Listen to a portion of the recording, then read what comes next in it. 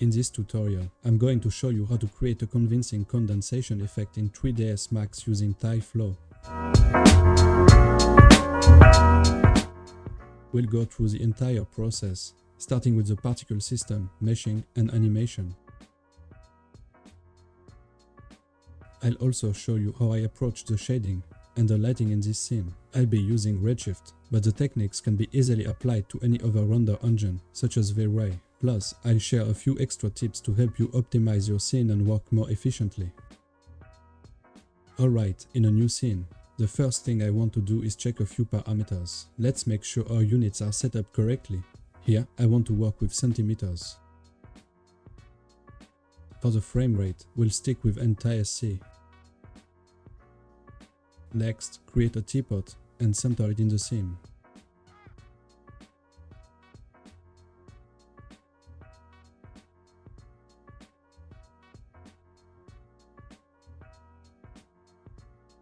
This will be our working surface. Now, create a tyFlow object and start building the particle system. We'll begin with a burst operator. Make sure all the particles start at frame 0 and set the count to a low value, like 10,000. Then, let's add a position object operator. Since we'll be using the teapot in several operators, it's more convenient to work with a ty collection. This way, if we decide to replace the teapot later, it will be much easier to do so.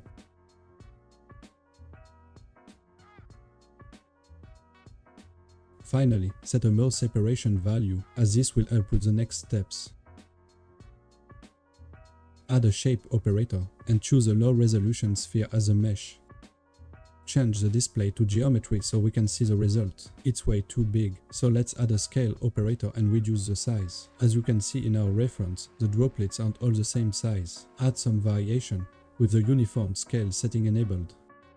Also, the scale isn't purely random, it follows a pattern with some areas larger than others. The reference also shows that each droplet is clearly separated from the others. So, our next step is to refine the scale and position. Starting with the scale, we can use a simple noise to reproduce the pattern. Open the material editor, create a noise map and rename it map scale.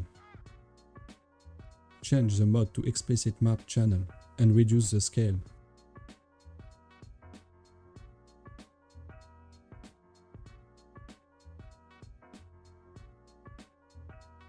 Apply this map to the scale operator and don't forget to pick the ty collection as reference surface. You can tweak the values to customize the look. Now, let's add a particle physics operator. This works better, but the problem is that the particles are now moving over time. To fix this, disable the integrate into bind solver option and switch the mode to position. Increasing the substeps will give you more accurate results, so let's set it to 5 for now. You can start to increase the particle count. It looks great, but some particles are being pushed away from the surface, which isn't what we want. To fix this, add an object bind operator, disable rotation, and change the mode to lock to surface and snap to surface. Now, all the particles are snapped to the surface, but some are still intersecting. To address this, add a fuse operator, set the radius to shape radius, and make it affect both volume and position.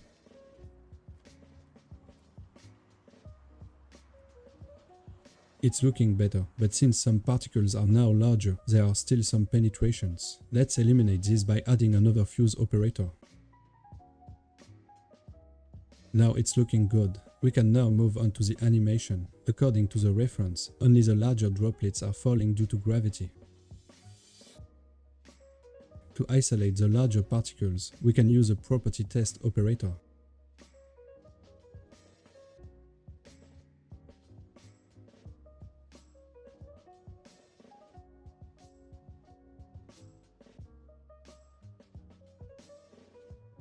Adjust the values until you get what you want.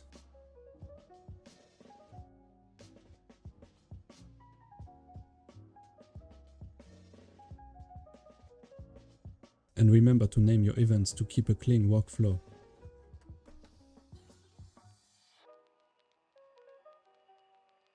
Next, apply a gravity force.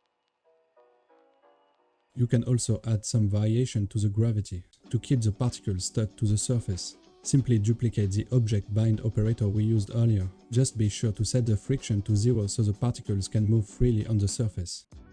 We want to randomize when each particle activates. For that, use a time test operator with a large variation.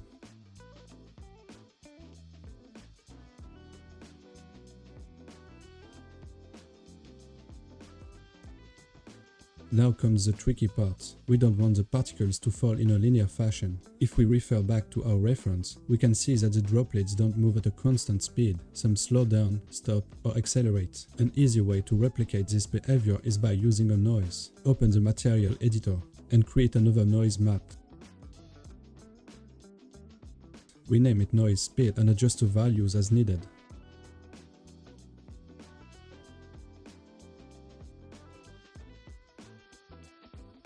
Make sure to animate the noise over time in order to get a more natural result. You can visualize the noise in the viewport by applying it to a standard material.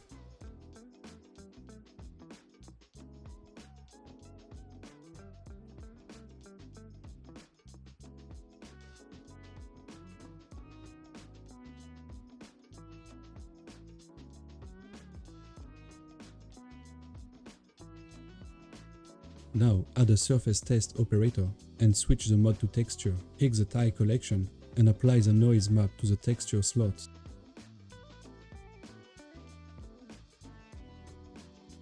No need to adjust the parameters below, since we're only using this operator to retrieve texture data. In the test action rollout, enable the Save All Test Values option and give the custom float a name. Now let's add a script operator and open its editor. Remove everything except the first variable.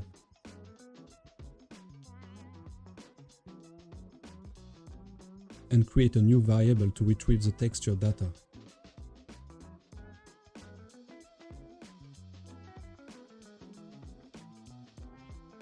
By default, the texture will return a value between 0 and 255, so we need to remap it to a range between 0 and 1. Next, retrieve the current velocity and set the new velocity by multiplying it by the texture value. The darker the texture, the slower the particles will move. We'll come back to this script later, but for now, let's move on.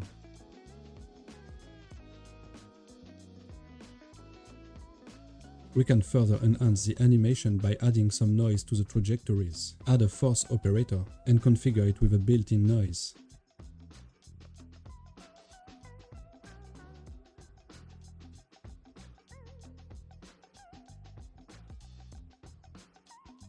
To better visualize the trajectories, we can add trails to the particles. Add a spawn operator and immediately link it to a new event to avoid creating an infinite loop.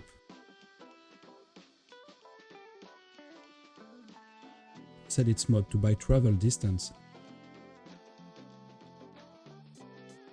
and reduce the step size.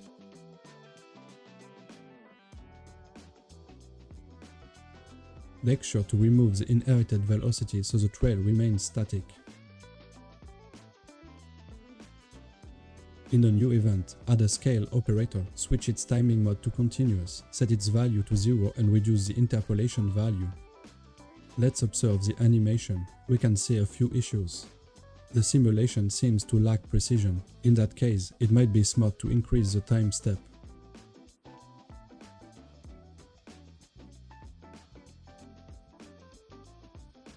The noise introduces some unwanted movements. We don't want the particles to move upward at all.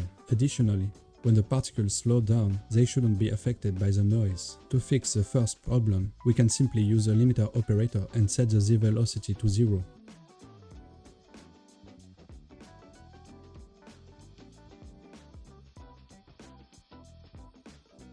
For the noise itself, we have access to some extra parameters. First, it's a good idea to add some variations to make the motion more realistic. Then, we can reduce the influence on the Z-axis. If we look under the effect area, we can see that we can modulate the noise based on a specific property. In this case, we want to use the mass. We can use a similar technique as before to define the mass. Duplicate the script operator and open its editor. Replace the last part of the script with the code needed to define the mass.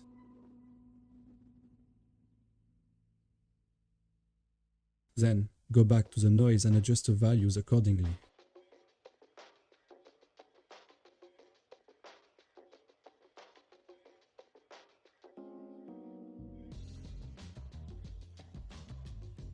Okay, it's starting to look great, but something is still not quite accurate. The particles shouldn't be moving as much on flat areas. We need to adjust the speed based on the curvature of the geometry. On the T-port, add a tySelect modifier and set its mode to normal. Set the Z value to 1.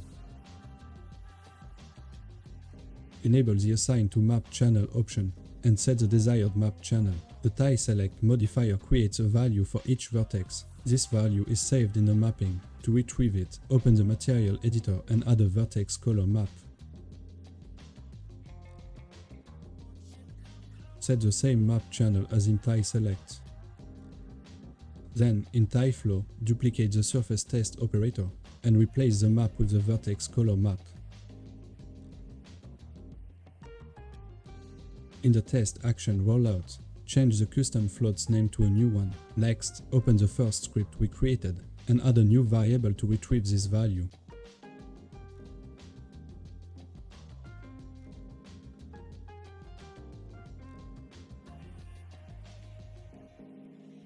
Then use it as a multiplier for the new velocity.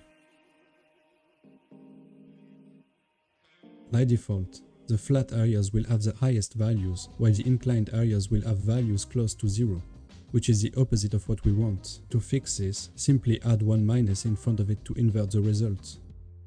You can either remap the value directly in the script like we did previously, or use a dedicated node in the material editor.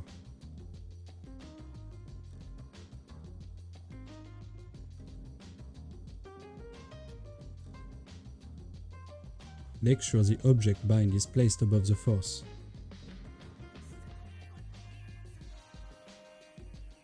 Now that we've dealt with the main particles, we can focus on the smaller ones. What we want here is for the small particles to react to the big ones. First, assign different groups to the big and small particles.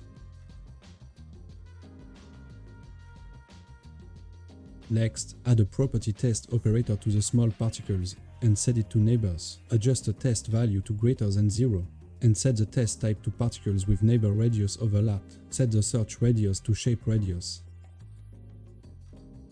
Most importantly, set the group to 2, so these particles will only react to the big particles. Link the test to the next event.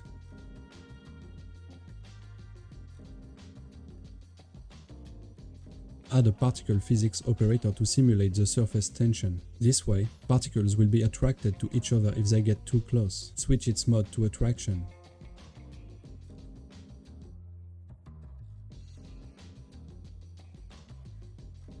Deactivate the Integrate into Bind Solver option and set a small iteration value.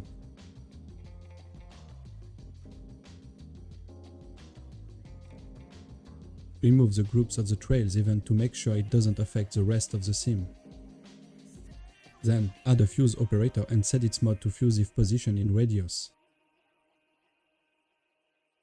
Set the radius to shape radius.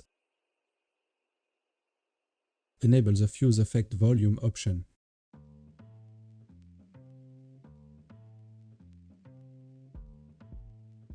We don't want the small particles to be affected by the gravity or the spawn. We just want them to be attracted by the big ones. To do this, create a group filter to exclude the small particles.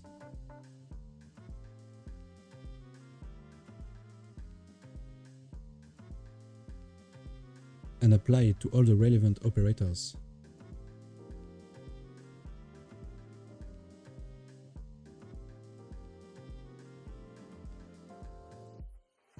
To also exclude them from the script, we need to adjust it a bit.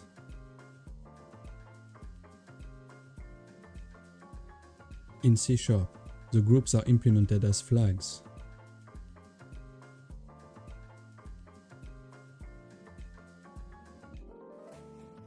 Simply set the multiply values to 1 if the particles are from group 3.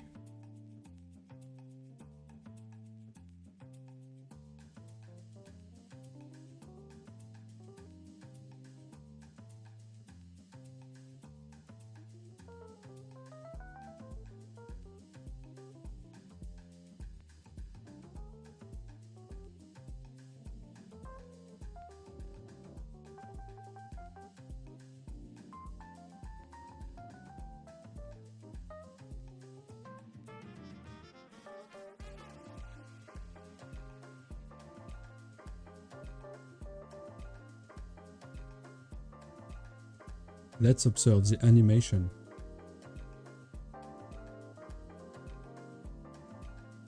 It looks nice, but we can still improve a few aspects. First, some particles seem to be growing too much. We can fix this by limiting the scale magnitude in our limiter operator.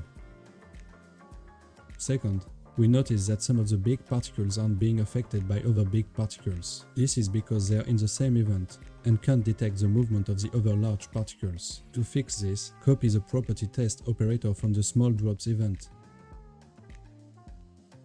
and slightly decrease its radius parameter.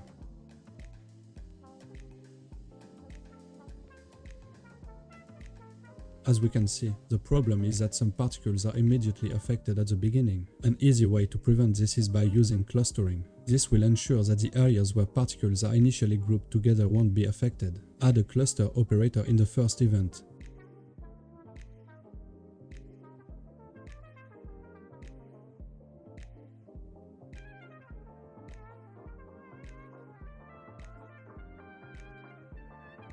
And use its channel in the property test operator.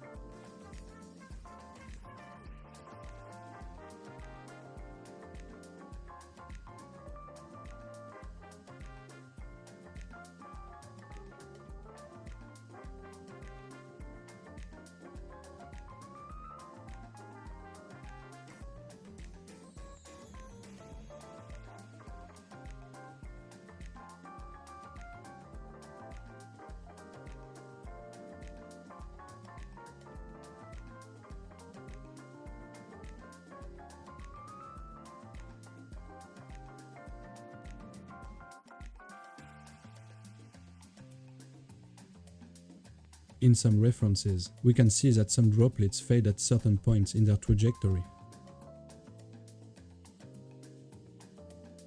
To replicate this, let's add a scale operator.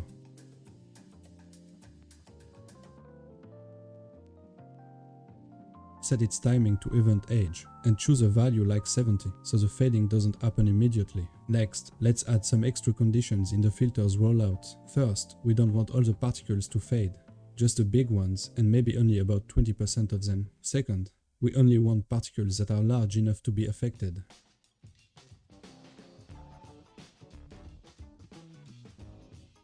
Third, we want this to happen only to particles that are moving quickly, not the static ones. To achieve this, export the mass as a custom float and use it as a filter.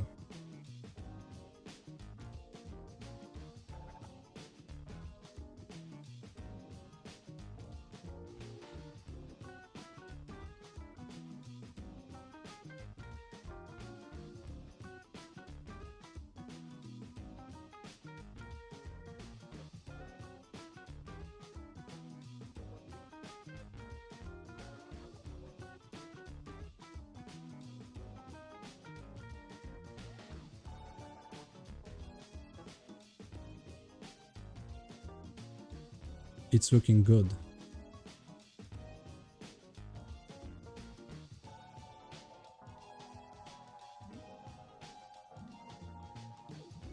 You can test different configurations until you find something you like.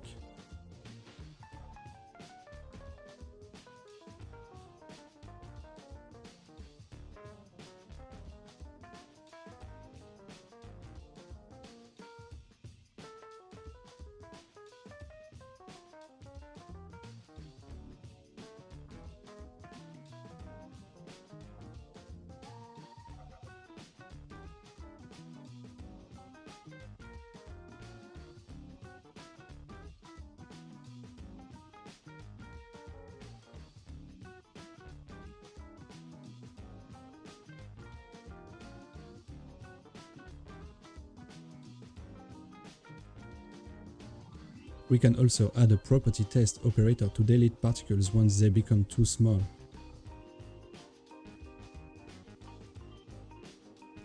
You can also add a delete operator in the trail event to kill the particles after a certain amount of time. This will help reduce the number of particles we need to export. Be sure to apply the same filter as the other operators.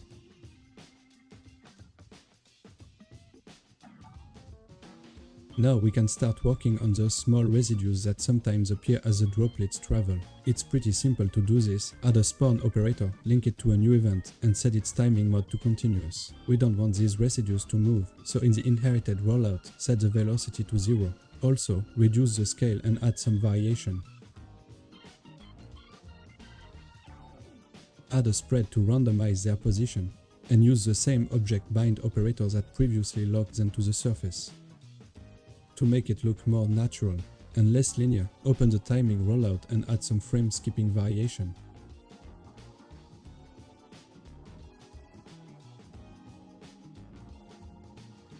The last thing I want to do before exporting the particles is to duplicate this spawn operator and the corresponding event as instances. We won't be rendering these, they'll be used solely for the shading part. Assign a specific group. Remove the scale and delete operators and add a rotation operator with its default parameters. Alright, now we can export our particles as a tyCache. In the settings, uncheck any unwanted channels. Choose an export path and start the export. Don't hesitate to multiply by 2 or 3 the number of initial particles before exporting. Now that we've exported our tyCache, we can turn off the tyFlow system. First, I'm going to deactivate the keep frame in RAM option to avoid running out of memory. Under the elements rollout, activate the particle interface and turn off the valid velocity option. In the calling rollout, I want to exclude group 12.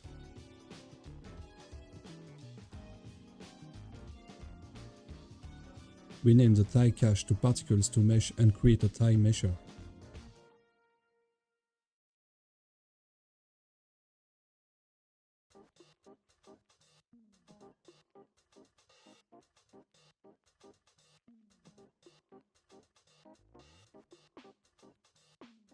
Take the tyCache, then switch the radius to particles radius. Activate the adaptive option and set a low value. This will help reduce the polygon count and optimize the scene. For the voxel size, set a no value such as 0.05, just low enough to see what's happening in a viewport without requiring too much computation. Activate the render size option and set a lower value. Also, define a min voxel filtering and activate the render only option here as well. This will help us work smoothly in the viewport. Alright, now we can start working on the rendering part. First, let's add a dome light and load an HDRI.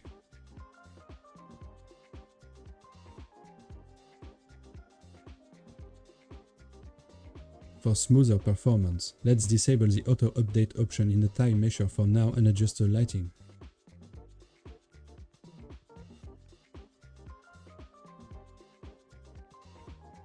For the tyMesher, I'm going to apply a basic water shader.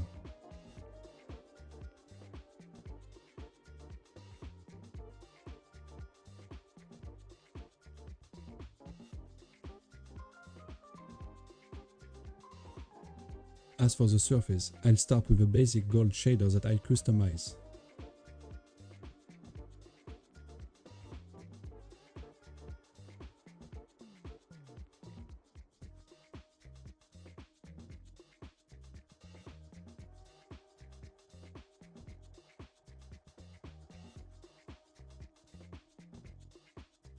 What I want to do is affect the shader's glossiness based on the droplet's positions. To achieve this, we can use a basic ambient occlusion method. Switch the mode to legacy occlusion, it will compute much faster. Reduce the spread and samples, and let's check the result.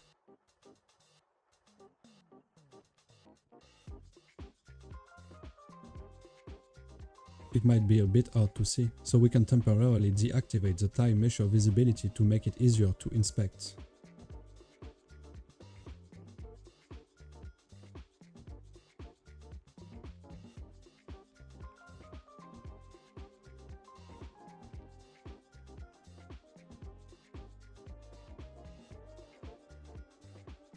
The problem is that this effect isn't consistent during the animation. The droplet trajectories aren't affecting the glossiness as expected. That's why we exported an additional event of particles. To fix this, duplicate the ty cache and change the calling simulation group mode to equal.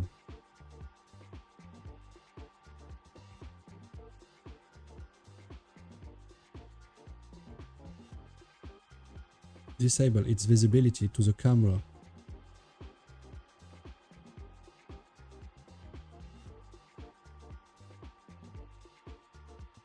Now, if we check the render, we can see that it's properly affecting the glossiness.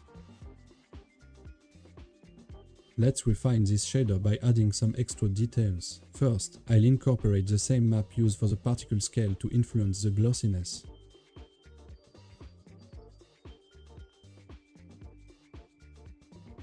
Additionally, I want to bring in an imperfection bitmap to enhance realism.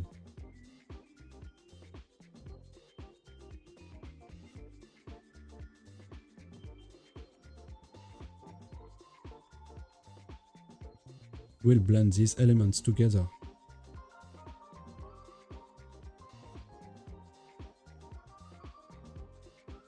The ambient occlusion will serve as a base layer. On top of that, I'll add the noise, setting it to an additive blend mode. Finally, the imperfections will be applied using a multiply blend.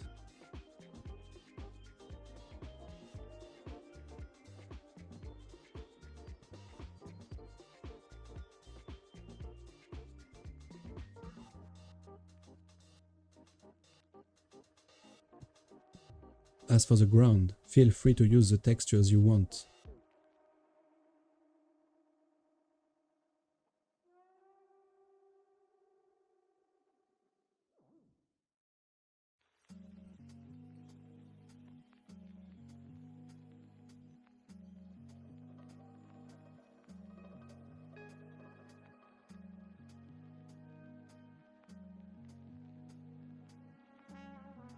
With so many particles, rendering a ty measure can sometimes be heavy. I'll show you some ways to optimize your workflow. The easiest method is to use the camera calling option in the ty cache. Let's create a camera to demonstrate this, since I know I'll probably use this camera in different setups. Instead of selecting it directly, I can use a ty switcher. The ty switcher works similarly to the ty collection, but instead of handling multiple objects, it only exposes one object at a time. Let's add the ty switcher to the calling parameter.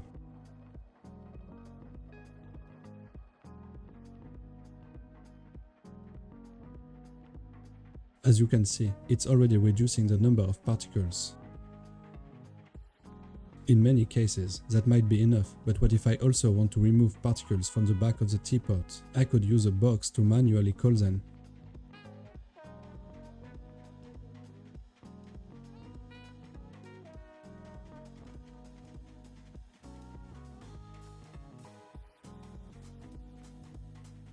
But that's not very efficient, especially if you need to change the camera position. I'm going to show you a more procedural way. Create a ty measure and set its mode to combined objects.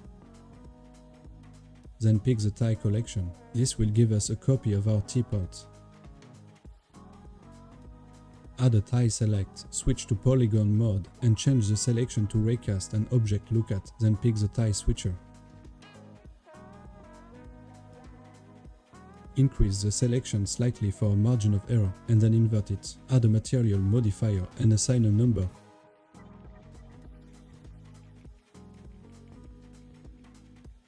Next, add another ty select. Keep it in polygon mode and set the selection to stack selection. Make sure it's also set to triangles, then invert the selection. Add a second material modifier with a different value.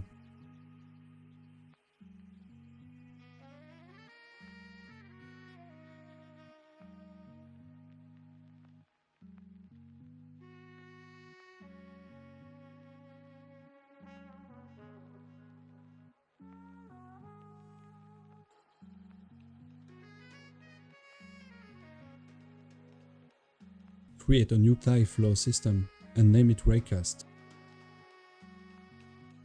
Add a burst flow and a flow update, then pick the ty cache in both.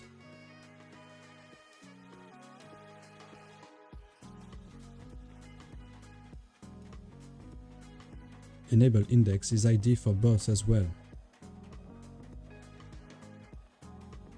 Add a surface test operator. Pick the raycast object. Switch the mode to material ID and test the first value. In the test action rollout, choose increment custom float and name it as you like. Then add a particle group operator and set an export group. Use a custom float filter to test the channel created by the surface test operator.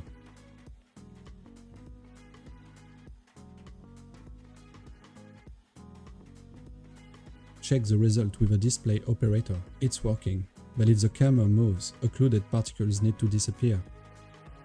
Duplicate the particle group operator, change the group letter, and adjust the filter.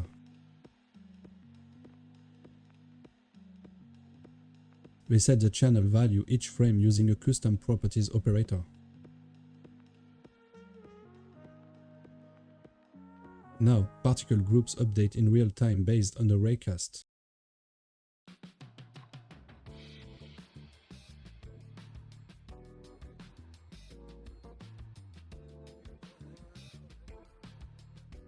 Export it again.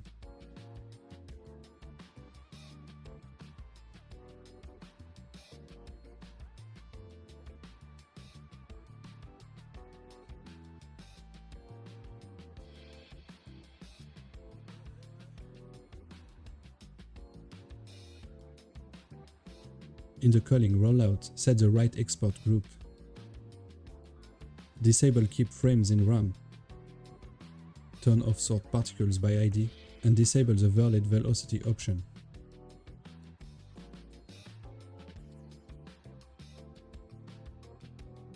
You can now use this tycache in the tyMesher, making it much faster to compute.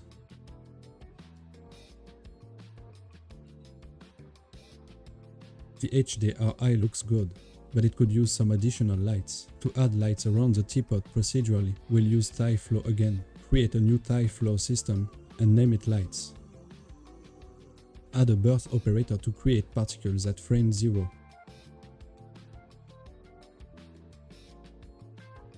We want to spread them all around the teapot, starting from its center. First, center the particles on the teapot's pivot.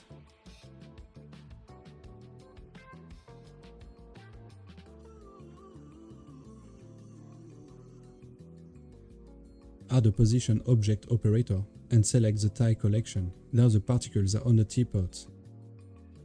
Next, we want to push them outward along the vector from the teapot's pivot to their new position. To do this, save the pivot position right after the first position object operator using a custom properties operator. Then, add a speed operator and set its direction mode to outward from custom vector. The particles are now being pushed away, but we don't want them to move or gain velocity, we just want them positioned farther away.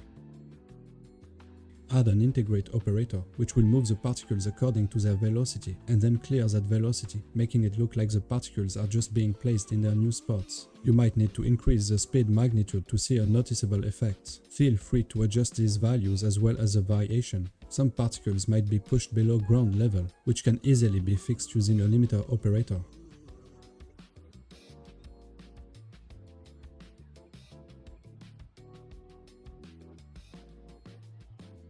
Add a shape operator and choose 2D circles.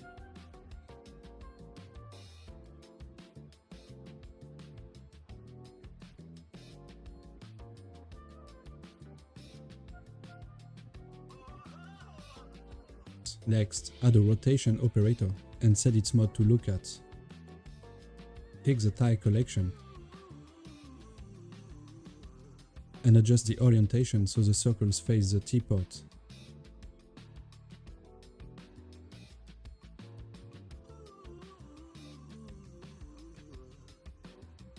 Open the shader editor and assign an incandescent shader to this tyFlow.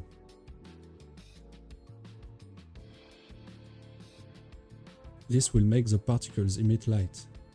Add a mesh operator and set the render mode to instance. Don't forget to enable the particle interface in the tyFlow properties. You can adjust the intensity as needed. We can randomize the color of the lights by adding a mapping operator. Choose absolute value and set it to 100 with 100% variation. Then define the desired map channel.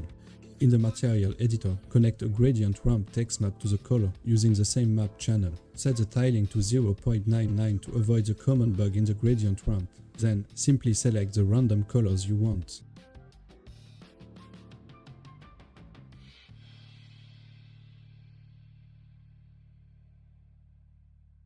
To create a more organic and dynamic effect, we can also vary the intensity so that the lights gently twinkle over time. First, add a custom properties operator and set its mode to continuous. Name the channel and animate the value from 0 to 1.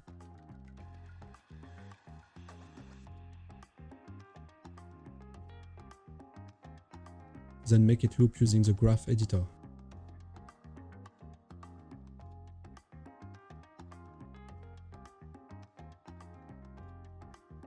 Under the keyframes rollout, add significant variation and offset to randomize each particle's animation.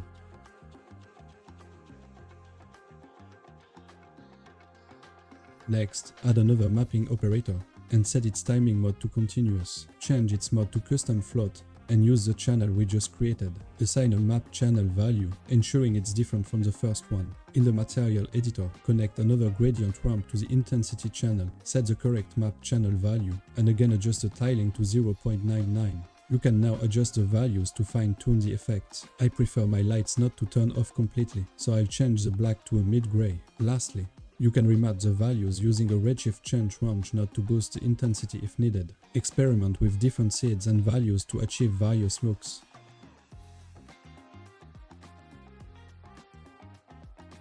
If you're using depth of field with an animated camera and want to keep the focus on the closest point of the object, it can be tricky.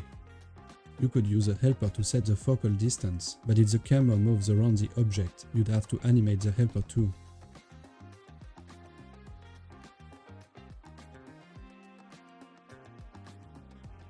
Instead, let's use a simple tyFlow setup to solve this.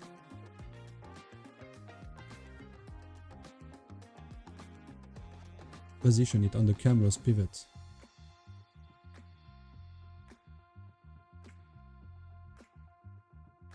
Use an object bind to attach it to the camera, but turn off rotation since we want to control its orientation.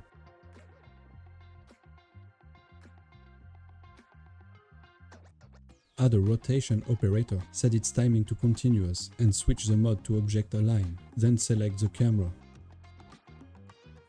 You can add a pyramid shape to check the orientation.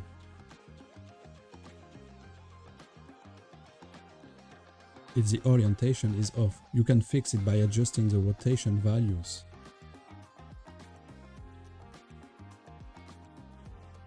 Use the spawn operator and link it to a new event, then add a set target operator and choose the parent as target. Add a surface test operator and set its mode to raycast with velocity as the direction. Make sure to save the hit location.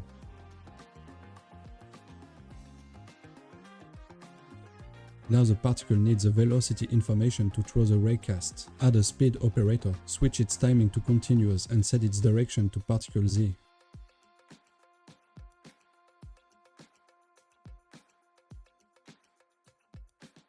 Use a custom properties operator to load the position saved by the raycast.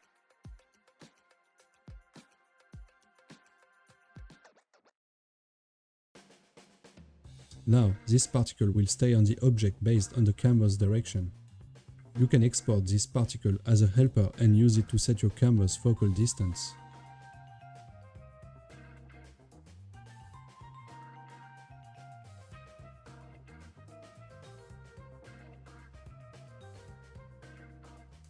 Thanks a lot for watching this tutorial. You can find all the files on my Gumroad. Have a good day.